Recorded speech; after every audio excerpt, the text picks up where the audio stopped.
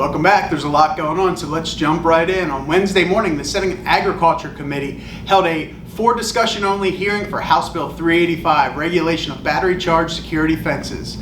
This bill includes a number of provisions. However, important to our members is the ability to rebuild a previously permitted dock or pier without repeating the Coastal Area Management Act permitting process. This bill would require that the Coastal Resources Commission revise the CAMA rules to provide that fixed docks, piers, and walkways damaged by natural elements or fire do not have to go through the complete permitting process again.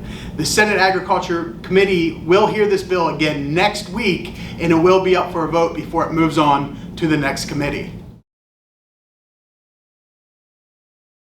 Senate Bill 124, predatory roofing, continued to move this week. On Wednesday, the House Insurance Committee gave approval for the bill to proceed. As I mentioned last week, the bill provides that contracts for residential roofing repair are subject to a 5-day business cancellation period following an insurance claim denial for work performed under this contract. Failure to provide this cancellation will result in a Class 1 misdemeanor. The bill is being sought by the property and casualty insurance companies to protect their policy owners from fly-by-night roofers that arrive after a natural disaster. We worked with the bill sponsors and the insurance industry to make sure to include an exception for work that is done by a licensed general contractor. This bill now heads to the House Rules Committee before making its way to the House floor early next week. On the tax front, House Bill 228, Revenue Law Technical, Clarifying and Administrative Changes, received a favorable report in the House Rules Committee on Wednesday morning, and it was calendared in the House for Wednesday afternoon. The bill passed the House 103-0. However, the bill will remain on the House calendar for the third reading next week, as revenue and tax legislation requires 2-day votes. As I reported last week, the bill creates a penalty for the misuse of an affidavit of a capital improvement and sets that penalty at $250. The legislation also requires that the affidavit must be given within 90 days of the sale to receive the exemption. We will continue to monitor this bill for our members as it moves forward.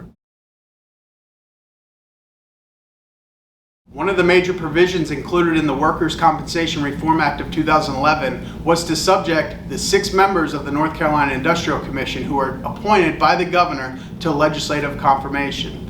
This process has created balance on the commission. With his term expiring, Governor Roy Cooper renominated Jim Gillen for his second term on the Industrial Commission. Governor Cooper's first nominated Mr. Gillen to serve on the commission back in January of 2019, and with his term expiring, he has renominated him. This week, NCHBA's Executive Vice President Tim Moffitt, along with Andy Ellen from the North Carolina Retail Merchants, introduced Mr. Gillen to members of the Senate. On Wednesday, the nomination of Commissioner Gillen successfully cleared the Senate Nominations Committee, and on Thursday morning, the Senate approved his nomination for a second term. Senate Joint Resolution 910 will now head to the House for consideration. I'm excited to be here with Senator Tim Moffitt, who was our legislator of the week. He served 3.5 terms in the House and was a champion over there, and then moved over to the Senate just this current session. Correct. And has been a huge advocate for housing. And we can't thank you enough for all your support in these 9 years in the General Assembly. You've been a champion on the regulatory reform, which has killed housing affordability, but this man has really had our backs the whole time. Thank you, sir. Well, thanks, Stephen. As always, I appreciate working with my friends and colleagues that really champion the causes of home builders across the state.